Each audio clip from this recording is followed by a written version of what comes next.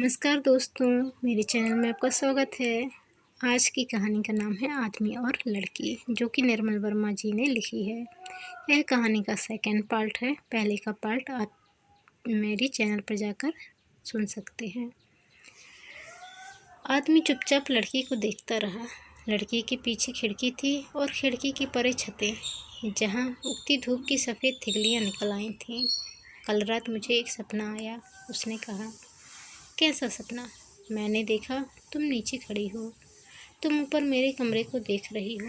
मैं तुम्हें आवाज़ देकर बुलाना चाहता था और तुम जाने लगी, और मैं ज़ोर ज़ोर से दरवाज़ा भड़बड़ाने लगा नीचे आने के लिए। लड़की हंसने लगी। सच? फिर मेरी आंखें खुल गईं और मैंने सुना कोई सचमुच दरवाज़ा खटखटा रहा है। मैंने सोचा शायद तुम हो, लेकिन बाहर तारवाला खड़ा था। आदमी के चेहरे पर हंसी थी, लेकिन लड़की की हंसी बुझ गई। उसे सपने में अपशकुन सा दिखाई दिया।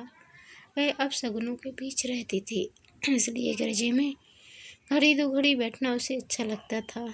उसने यह बात कभी आदमी को नहीं बताई थी।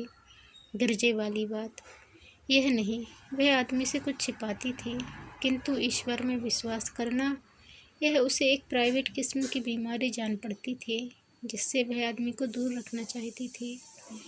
ईश्वर के इर्द गिर्द वैसा ही अंधेरा था जैसा उसकी पत्नी के आसपास, और वह उसकी पत्नी के बारे में उतना ही कम जानती थी जितना आदमी उसके ईश्वर के बारे में। उन दोनों को अकेले छोड़ देना ही अच्छा था।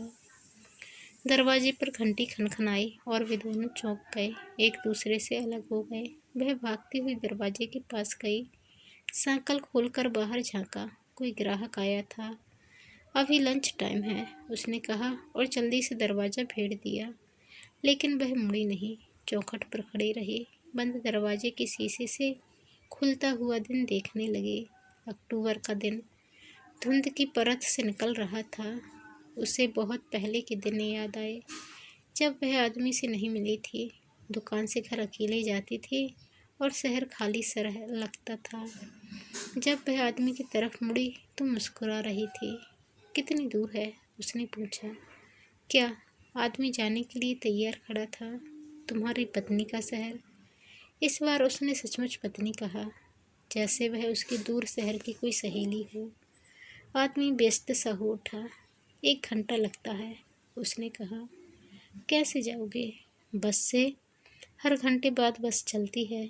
लड़की आदमी के पास आई, ऊपर देखा जहाँ उसकी आंखें थी। मैं भी चलूं? तुम? बस स्टेशन तक चलूंगी। आदमी एक क्षण उसे देखता रहा। वह शून्य सन्नाटे के बीच खड़ी थी, जहाँ टेलीग्राम पड़ा था और पीछे किताबों की कतार थी, जिनके भीतर जीने मरने का ज्ञान भरा था, लेकिन जो उस क्षण ना उसकी मदद कर सकता था, ना लड़की की। उसने बैग उठाया और लड़की के पास चला आया। उसके छोटे से सिर पर अपना मुँह रख दिया। वह उससे बहुत छोटी थी और एक स्कूली लड़की की तरह सुनसान खड़ी थी, और तब उसे लगा जैसे उसकी उम्र के 40 साल एक गंदले नाले की तरह दुकान के बीचों बीच बह रहे हैं, और बीच का पानी इतना उथला है कि वह उसमें डूबकर मर भी नहीं सकता।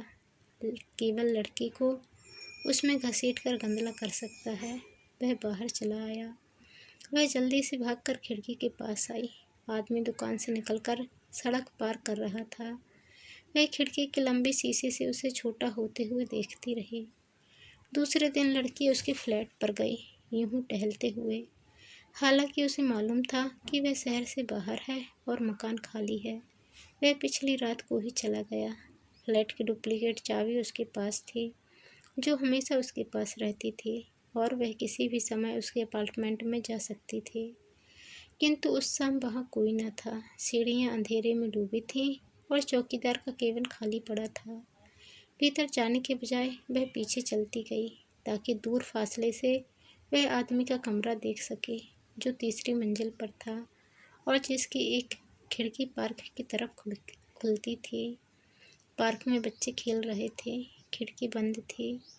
वह जाने से पहले पर्दा गिराना भूल गया था। शाम की धूप खिड़की के शीशों पर चमक रही थी, जिसके भीतर सब कुछ दिखाई देता है। मेज पर रखा टाइपराइटर, दीवार पर टंगी कमीज और खिड़की के आले पर रखा गमला। जो वह बहुत दिन पहले उसके लिए लाई थी। एक बार मन भीतर जाने को हुआ, उंगलियां पर्स में गईं और भीतर रखी चाबी से खेलने लगी। लेकिन यह ख्याल कि कमरा खाली पड़ा होगा जैसे उंगलियों को भी छू गया। वह मुड़ गई और धीमे कदमों से घास पर चलने लगी। पार्क के बीच पॉन्ड था, अंग्रेजी ढंग का तालाब जिस पर बतखें तैर रही थीं। वह तालाब के साथ साथ चलने लगी। वह सोचने लगी, लेकिन सोच का कोई ऐसा सिरा नहीं था जिसे पकड़कर वह भीतर की गांठ खोल सके। सारा सोच आदमी से शुरू होता था। जब वह पहली बार दुकान में आया था, वह एक साधारण सा दिन था, लेकिन तब उसे नहीं मालूम था कि उसके साथ रिश्ता इतना असाधारण हो जाएगा कि वह दिन रात उसके बारे में सोचा करेगी। जब वह अपनी किताबें काउंटर पर छोड़कर चला जाता तो वह उनके पन्ने पलटने लगती। पुरानी भुरभुरी की अंग्रेजी की किताबें जिन पर उसका नाम, उसके शहर का नाम और नीचे वह तारीख लिखी होगी जब उसने वे किताबें खरीदी होंगी। उन तारीखों को देखकर उसे अजब सी हैरानी होती कि जब वह दुनिया में नहीं आई थी, वह अपने शहर में घूमता होगा, पढ़ता होगा, और जब उसका विवाह हुआ होगा, वह स्कूल में पढ़ती थी। वह मुस्कुराने लगी। लोग मुझे उसकी बेटी समझते हैं, उसने सोचा। शायद इसलिए वह दिन के उजाले में मेरे साथ चलने में कतराता है। मुझे कभी उम्र याद नहीं आती। वह जब मेरे साथ होता है तो मुझे पता भी नहीं चलता कि वह मुझसे कितना बड़ा है। उम्र के बारे में क्या सोचना। वह रात की बर्फ़ है, सोते हुए पता भी नहीं चलता। सुबह उठो तो फाटक पर ढेर सा जमा हो जाती है। बर्फ़ की बात से उसे मार्च का महीना याद आया। उस शाम वह पहली बार आदमी के साथ सोई थी। साल की आखिरी बर्फ़ गिरी थी और बाहर आई तो सारी देह शून्य। सारा शहर बर्फ़ में ठिठुर रहा था। आदमी ने उसे बहुत रोका, किंतु उसके भीतर कुछ बल रहा था जो सारे शहर को सूख सकता था। वह चलती गई और जब उससे बर्दाश्त नहीं हुआ तो वह गिरजे में चली आई, जो बहुत पुराना था और खाली रहता था और जिसमें वह अक्सर जाती थी और जिसके बारे में आदमी को कुछ भी नहीं मालूम था। वह भीतर चली आई और सबसे आगे की बेंच पर बैठ गई। कुछ देर पहले वह आदमी के बिस्तर पर थी और अब यहाँ। वह वहाँ क्या कर रही थी, यह उसे बहुत देर तक नहीं मालूम हो सका। सामने आल्टर पर एक आदमी टंगा था, पैरों, हाथों, छाती और कीलों से बिंधा हुआ, और बहुत देर तक उसे यह भी पता नहीं चला कि वह आदमी वहाँ क्या कर रहा है। तब उसे अचानक लगा कि वह अकेली नहीं है, कोई उसके पास है, कोई बिल्कुल पास बैठा है, जिसे उसने अंधेरे में नहीं देखा था। एक बूढ़ी औरत जो उसके साथ बेंच पर बैठी थी, गुनगुनाती हुई प्रार्थना करती हुई, हवा में मोमबत्ती की लौ की तरह डोलती हुई। क्या वह कुछ मांग रही थी? वह ईश्वर से कुछ मांग रही थी, और तब उसे हैरानी हुई कि इतनी लंबी जिंदगी गुजार देने के बाद जब कुछ भी बचा नहीं रहता, ईश्वर से कुछ मांगा जा सकता है। वह बूढ़े के पास सरक आई। सुनो, क्या यह पाप है? उसने धीरे से बूढ़ी औरत के कानों में फुसफुसाया। एक आदमी के साथ सोना जिसकी पत्नी जीवित है। कौन? बूढ़ी ने उसके चेहरे को देखा। कौन जीवित है? वह हंस रही थी। उसके सारे दांत टूटे हुए थे और खुले पोपले मुंह से शराब का भपका छूट रहा था। शराब और बुढ़ापे और आंसुओं से सना उसका चेहरा ऊपर नीचे हिल रहा था। वह भागकर बाहर चली आई। बहुत देर तक बूढ़े का चेहरा उसके आगे पीछे भागता रहा। फिर वह अचानक गायब हो गया और बर्फ गिरना बंद हो गई। वह मार्च का महीना था जब वह पहली बार आदमी के साथ सोई थी। अब वह उसके घर के सामने बैठी थी। बच्चे अपने घरों को चले गए थे और बतखें भी पता नहीं कहाँ डूब गई थी। तालाब अंधेरे में सोया था, न छत, न कुछ, न कोई आवाज़। आसपास मकानों की बत्तियां जल रही थीं। सिर्फ आदमी का कमरा तीसरे तल्ले पर एक अंधेरे खोखल सा खाली पड़ा था। अब वहाँ न गमला था, न मेज, न दीवार पर लटकती कमीज। वह कहीं दूसरे शहर में था। वह अपनी पत्नी के साथ लेटा था। वह न जाग रहा था, न सो रहा था। वह सोच रहा था जब वह 7 महीने पहले लड़की की दुकान में आया था और बगल में उसकी पत्नी सांस ले रही थी। वह 3 दिनों बाद लौटा था। 3 छोटे दिन और 2 लंबी रातें, जिनके बीच लड़की घर से दुकान गई थी, वापस घर लौटी थी, फिर दुकान, फिर घर। एक शाम वह बस स्टेशन गई थी, हालांकि उसके आने का समय उसे नहीं मालूम था। दूसरी शाम उसके घर गई थी और पार्क में खेलते हुए बच्चों और तैरती हुई बतखों को देखती रही थी। आदमी अपनी पत्नी से मिलने पहले भी जाता था, लेकिन लड़की की ज़िंदगी में यह पहला मौका था जब उसने उस अजीब चीज़ को देखा था, जो कुछ भी नहीं थी। किसी का ना होना, यह भी कोई चीज़ है। लेकिन जहाँ वह जाती, वह चीज़ भी उसके साथ साथ चलती। जब रात को लेटती तो वह चीज़ भी उसके साथ लेट जाती है, और जब वह सोने लगती तो वह जागती हुई उसका सोना देखती रहती। और तब उसे समझ में आया था कि क्यों अकेले लोग ब्रिजों में जाते हैं, शराब खानों में, ऐसे घरों में जहाँ औरतें पैसा करती हैं, और ऐसे लोग भी जो अपनी पत्नियों के साथ रहते हैं। हालांकि साथ का सुख कब का सुख चूक चुका है, लेकिन सुख लड़की को नहीं सताता था। वह उसके बारे में सोचती भी न थी। वह सिर्फ यह जानना चाहती थी क्या वह उस चीज़ के बारे में जानता है जो वह जाने के बाद उसके पास छोड़ जाता था। क्या वह उस चीज़ को जानता था? कभी कभी उसे लगता था उसे जानता है, इसलिए उससे अलग होना चाहता था, किंतु वह अलग होता नहीं था। एक अजीब गुस्से में तना रहता था, जैसे उसकी आवाज़ फ़ोन में सुनाई दी थी, भर्राई हुई, तनी हुई। वह फ़ोन तीसरे दिन आया था, लंच की घड़ी में, जब मैनेजर बाहर थे। वह अपने केबिन में थी और टिफिनदान खोल रही थी। घंटी सुनाई दी तो उसके हाथ डिब्बे पर पड़े रहे। यह उसका फ़ोन है, उसने सोचा। हालांकि फ़ोन की घंटी हमेशा एक जैसी ही बजती थी। वह किताबों की अलमारियों के बीच भागती हुई काउंटर पर आई, फ़ोन उठाया, आदमी की आवाज़ सुनी, और जब वापस अपने केबिन में आई तो उसे खिड़की के बाहर पेड़ दिखाई दिया, सड़क दिखाई दी, सामने की दीवार पर पोस्टर दिखाई दिया, जिसका एक सिरा उखड़कर हवा में फड़फड़ा रहा था। 3 दिनों बाद वह अपने शहर को नए सिरे से देख रही थी। फ़ोन की आवाज़ अब भी उसके भीतर थी, एक उदास नाराज़गी में दबी हुई। पता नहीं वह क्यों तना था। उसने यह भी नहीं पूछा कि उसके ये दिन कैसे बीते। 3 दिन अपनी पत्नी के साथ रहकर उस पर गुस्सा जताना, क्या वह पागल था? उसने जल्दी जल्दी वह किताबें बैग में डाली जो वह उसके लिए जमा करती थी। अंडरग्राउंड किताबें, जिन्हें न दिखाया जा सकता था न बेचा जा सकता था, जो गोदाम में पड़ी सड़ा करती थी। वह अपने पैसों से उन्हें खरीदा करती थी और गोदाम के अंधेरे कोनों में जमा करती जाती थी। वह उन्हें एक एक करके अपने बैग में रखने लगी। फिर उसके हाथ ठिठक गए। उसे लगा वह आदमी को देख सकती है। वह अकेला अपने कमरे में बैठा होगा। सर्दी का धुंधला दिन, टाइपराइटर और खाली कोरे पन्ने, जिन्हें वह जाने से पहले ज्यों का त्यों मेज पर छोड़ गया था। वह उकड़ू बैठा था। वह आग जला रहा था।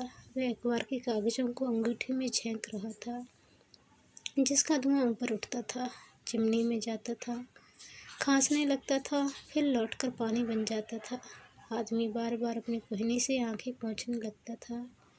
लड़की काउच पर लेटी थी, सिरहाने पर कुशन था, कुशन के नीचे किताबों का बैग, बैग के ऊपर टिफिनदान, जिसके भीतर से सलामी और खट्टी दही की गंध आ रही थी। उसकी आंखें खुली थीं, सिर मुड़ा था। वह आदमी की पीठ देख रही थी, जहाँ उसकी कमीज पैंट से ऊपर निकल आई थी, नीचे झूल रही थी। आदमी ने सिर मोड़ा तो आग की लपटें भी उठने लगी। धुएं के पीछे लड़की का चेहरा दिखाई दिया, डबडबाती आंखों में आग। और लड़की एक दूसरे की बाहों में तैर रहे थे। वह उठ खड़ा हुआ। वह काउच के सिरे पर आकर बैठ गया। यहाँ लड़की का सिर कुशन पर टिका था और पाँव नीचे लटक रहे थे। और तब उसे ध्यान आया, लड़की के पाँव बहुत ठंडे रहते थे, नायलॉन जुराबों के बीच सिकुड़े हुए। लड़की इतनी स्थिर थी कि पैरों को हिलना उसे धोखा सा जान पड़ा। ठंड तो नहीं लग रही, उसने कहा। लड़की के पैर हवा में ठिठक गए। नहीं, उसने सिर हिलाया। बस में बहुत ठंड थी, उसने कहा। सड़कों पर पानी जम गया था। कब पहुँचे? लड़की ने पूछा। दोपहर को। तभी तुम्हें फ़ोन किया था। क्या बीमारी थी? लड़की ने पूछा। कुछ खास नहीं, आदमी ने कहा। कुछ भी नहीं? वह मुझे देखना चाहती थी। आदमी ने अपने चेहरे पर हाथ फेरा, मानो खाल की सिलवटों को सीधा कर रहा हो। 3 दिन तक? लड़की ने कहा। क्या वह 3 दिन तक तुम्हें देखती रही? आदमी ने सिर उठाया। हैरत में लड़की को देखा। उसका चेहरा आग की शुष्क गर्माई में तप रहा था। वह अजीब आंखों से उसे निहार रही थी, जैसे कुछ पूछ रही हो।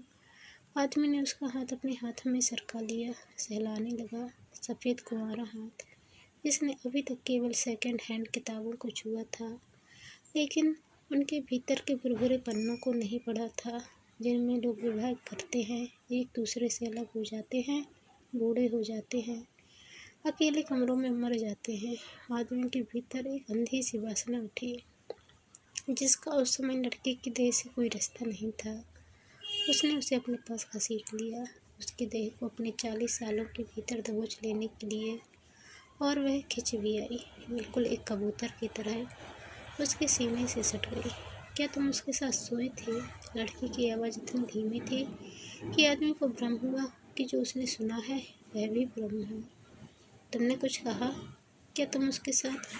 आदमी ने सिर उठाया, धीरे से उसके सिर को अपने सिरे से अलग कर दिया। लड़की ने ऊपर देखा, जहाँ आदमी का चेहरा था, थकान, नींद और बीती हुई उम्र से लदा हुआ, और तब उसे हैरानी हुई कि वह उससे प्यार करती है। वह जो कुछ कहेगा उसका कोई मतलब नहीं था। अंगीठी के कोयले अब खिलखिला रहे थे। कुछ देर बाद लड़की काउच से उठी और कुर्सी पर बैठ गई। टाइपराइटर में फंसे कोरे पन्नों को देखा और फिर आंखें खिड़की से बाहर ठहर गई। पार्क अंधेरे में डूबा था और तालाब की जगह सिर्फ एक सफ़ेद सीट दिखाई दे रही थी। सड़क की बत्तियां एक लंबी झालर से शहर के आर पार लटक रही थी। उसने कुर्सी मेज के पास सरका ली और टाइप करने लगी, जैसे आदमी ने अनुवाद किया था। टाइप करते हुए उसे अजीब सा सुकून मिलता था, जैसे वह 2 भाषाओं के बीच फैले जंगल में अकेली, निर्लिप्त और सब खतरों से मुक्त घूम रही है। जबकि पीछे काउच पर लेटा आदमी उसे देख रहा था। वह उसके झुके सिर को देख रहा था, जिस पर भूरे बालों का जूड़ा शिथिल सा होकर गर्दन पर लुढ़क आया था। वह उसके अनुवाद को पढ़ती तो होंठ हिलने लगते, फिर उन्हीं फड़फड़ाते शब्दों को जल्दी जल्दी कागज पर टीपने लगती। वह उसकी पत्नी को भूल गई थी। अब वह उससे अलग हो गई थी। सिर्फ कभी कभी सिर उठाकर किसी शब्द का मतलब पूछ लेती थी, और वह सोचने लगता, पिछली रात वह पत्नी के साथ था और अब यहाँ। कल दोपहर के समय वह किताबों की दुकान में आएगा, लड़की से झूठ बोलेगा, पत्नी के पास जाकर लौट आएगा। इसी तरह दिन बीतेंगे। इसका कोई मतलब है? आदमी ने आगे हाथ बढ़ाया, धीरे से लड़की की पीठ को छुआ और वह चौंक गई। पीछे मुड़कर आदमी को देखा। पीले चेहरे पर दुबली सी मुस्कुराहट चली आई। कुछ चाहिए? अब रहने दो, बाकी कल कर लेना, आदमी ने कहा। बस थोड़ा सा बचा है। तुम सो क्यों नहीं जाते? क्या इतनी उम्र में लड़कियां माँ बन जाती हैं? पत्नी होने से पहले? उसने आंखें मूंद ली। पलकों के भीतर अंधेरे पर टाइपराइटर सिर्फ एक शब्द बोल रहा था, नींद नींद नींद, और नींद कहीं न थी। बहुत गई रात तक लड़की टाइप करती रही। मैं धीरे धीरे चैप्टर के अंतिम अंश तक पहुंच गई थी। कहानी के काले जंगल में जब कभी वह बीच में अटक जाती तो कभी आदमी, कभी शब्दकोश उसका हाथ पकड़कर अंधेरी खाई पार करवा देते, और वह अर्थ की खुली रोशनी में आ जाती, दोबारा चलने लगती। इस तरह रेंगते हुए जब वह अंतिम पंक्ति पर पहुंची तो कुछ देर तक फुल स्टॉप की काली बिंदी पर ठिठकी रही। कागज के बाकी हिस्से को देखती रही, जो खाली पड़ा था, उन 3 दिनों की तरह खाली, जब वह अपनी पत्नी के साथ था और वह अकेली शहर की सड़कों पर घूमती थी। और तब उसे अजीब लगा कि खालीपन का मतलब न वह आदमी से पूछ सकती है, न शब्द को उठाकर देख सकती है। उसने खट से कागज बाहर निकाला, टाइपराइटर को बंद किया, कुर्सी को पीछे धकेला और बीच कमरे में आकर खड़ी हो गई। फर्श पर किताबों की बोतलें रखी थी और आदमी उससे बेखबर काउच के सिरहाने लेटा था। अचानक उसे लगा कि अगर वह जी न उतर कर नीचे चली जाए तो किसी को पता भी नहीं चलेगा। फिर ध्यान भटक गया। खिड़की के शीशे पर रात की पतंगा फंस गया था, कभी ऊपर जाता था, कभी नीचे। फ्रेम से बार बार टकराकर एक अजीब बदहवासी से छटपटा रहा था। लड़की ने झपाट से खिड़की खोल दी। पतंगा ऊपर उठा और एक हल्की सी जान उसके गालों को छूती हुई बाहर अंधेरे में उड़ गई। वह कुछ देर तक खुली खिड़की से नीचे देखती रही। अक्टूबर की धुंध पर बार की नियॉन लाइट एक लाल बिंदी से चमक रही थी। अचानक एक आदमी बाहर निकला और लड़खड़ाते कदमों से सड़क पार करने लगा। वह डोलता हुआ कभी एक तरफ जाता, कभी दूसरी तरफ, शीशे पर पतंगे की तरह डगमगाता हुआ। फिर न जाने क्या सोचकर फ्लैट की दीवार से सटकर खड़ा हो गया, बिल्कुल खिड़की के नीचे। अपने पैंट के बटन खोलने लगा। लड़की ने झट से खिड़की बंद कर दी और वापस कमरे में लौट आई। उसने बालों को खोला, क्लिपों को उतारकर मेज पर रख दिया। फिर अपने बैग से वैसलीन की ट्यूब निकाली, उंगली पर रखकर उसे दबाया और उसे अपने चेहरे पर, कानों के पीछे, बाहों पर मलने लगी। अचानक उसके हाथ ठिठक गए। उसकी पत्नी भी यही करती होगी। उसके पास जाने से पहले उसके भीतर कुछ हिला, सारी देह को मरोड़ता हुआ। उसने उसे पहले कभी नहीं देखा था। एक मैली सी पीड़ा जो देह में कीड़े से उलट जाती थी, उठने को तिलमिलाती है, नीचे धंसती जाती है। एक क्षण के लिए वह आतंकित हो गई। हलक में राख अटकने लगी। वह मुंह पर हथेली दबाकर बाथरूम में भाग आई। बेसिन पर दोहरी होकर झुक गई। देह में जो कुछ उलट गया था वह एक ही उल्टी में बाहर निकल आया, पानी में एक पीले चकत्ते सा तैरता हुआ। उल्टी करने के बाद उसने मुंह धोया, आंखों पर पानी छिड़का। चेहरा पोंछने के लिए जब उसने तौलिया उठाया तो उसकी आंखें बेसिन के शीशे पर ठिठक गई। वहाँ उसी बूढ़ी का पोपला चेहरा झांक रहा था, जैसा उसने गिरजे में देखा था। लेकिन अब वह हंस नहीं रही थी, कुछ अफसोस के साथ उसे देख रही थी। वह उससे कुछ कहना चाह रही थी, लेकिन अब लड़की कुछ नहीं सुनना चाहती थी, ना बीते हुए अपने पाप के बारे में, ना आने वाली जिंदगी के बारे में। इससे पहले कि बूढ़ी अपना मुंह खोलती, लड़की उसे आईने में अकेला छोड़कर कमरे में चली आई। वह लौट आई। वह काउच के पास चली आई जिस पर आदमी लेटा था। उसने कमरे की बत्ती बुझा दी, किंतु अंधेरा नहीं हुआ। आग की पीली बुझती हुई रोशनी सब चीज़ों पर पड़ रही थी। टाइपराइटर, किताबों का बैग, कुशन पर टिका आदमी का सिर। उसने कपड़े उतारे, अलमारी से कंबल निकाला, धीरे से उसे आदमी पर डाल दिया और फिर कंबल का एक सिरा उठाकर खुद भी उसके नीचे लेट गई। वह इतना निश्चल लेटा था कि कुछ देर तक उसे पता भी न चला कि वह जाग रहा है या सो रहा है। सिर्फ उसकी सांस सुनाई दे रही थी, छाती के भीतर घुरघुराती हुई। उसने टटोलते हुए उसे छुआ, खुली हुई कमीज के बीच नंगी छाती को, जहाँ कुछ सफ़ेद बाल उग आए थे, और फिर अपना सिर वहाँ टिका दिया। आदमी सिहरने लगा। एक गर्म सी आहट उसके लहू को खटखटाने लगी। नहीं, नहीं, नहीं, उसके भीतर कोई कह रहा था। लेकिन जब उसने आंखें खोली तो लड़की का सिर उसके ऊपर था। उसके बाल एक दूसरा अंधेरा थे, कमरे के अंधेरे पर बिखरे हुए। वह हिल रही थी और कुछ देर तक आदमी को पता भी न चला कि वह रो रही है। उसकी छाती के बालों के बीच एक गर्म सी लकीर बह रही थी। सुनो, आदमी ने बहुत धीरे से कहा, मैं मरना चाहता हूँ। क्या? लड़की ने सिर उठाया, उसकी ओर देखा। आदमी कभी कभी उससे अपनी भाषा में बोलने लगता था, जिसे वह बिल्कुल नहीं समझ पाती थी। तुमने कुछ कहा? वह धीरे धीरे उसके सिर को सहलाने लगा। वह माँ से बच्ची बन गई थी और आदमी उससे ऐसा सच बोल सकता था जिसका अनुवाद वह कभी नहीं कर सकेगी। तो दोस्तों, आपको ये कहानी कैसी लगी कमेंट कर ज़रूर बताएं। चैनल पर नया है तो चैनल को सब्सक्राइब कर बेल आइकन को क्लिक कर लें। धन्यवाद। जय